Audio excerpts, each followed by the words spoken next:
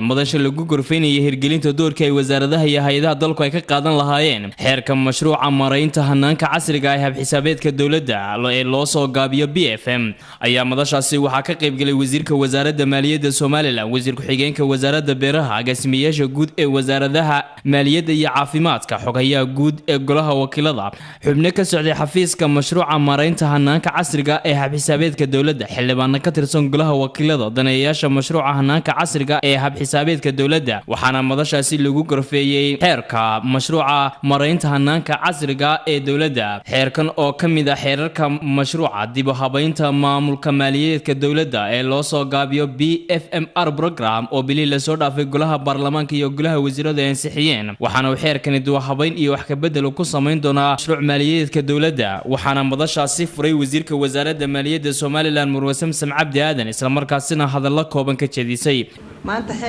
aynu ka hadlaynay BFM Accountability Act-ku waxa weeyaan ka furaha wixii aynu xeerar wadnay oo dhan waa ka meel walba gelaya.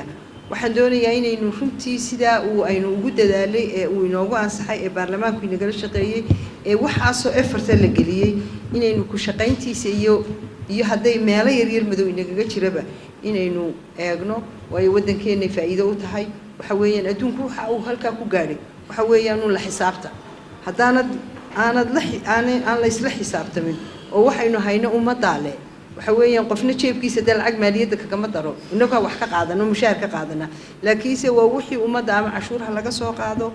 ama ganaaxa laga soo qaado ama heshiis la galay laga soo qaado waa wixii umada oo aynu u farsameynayno. geestoodana wasiirka xigeenka wasaaradda beeraha Soomaaliland iyo xogayaha guud ee golaha wakiilada iyo xildhibaan Cabdiqaadir Xamuud Jibriil oo isaguna ka tirsan golaha wakiilada Soomaaliland ayaa waxay ka hadleen maraaxilkii uu soo maray xeerkani iyo sidoo kale waxyaabaha uu ka bedeli doono hanaanka maaliyadda dalka Jamhuuriyadda Soomaaliland, iyagoo wasiirka wasaaradda maaliyadda Soomaaliland Marwo Samsam Cabdi Aadan ku amaanay dhiirashada ay ku dhiiratay xeerkan.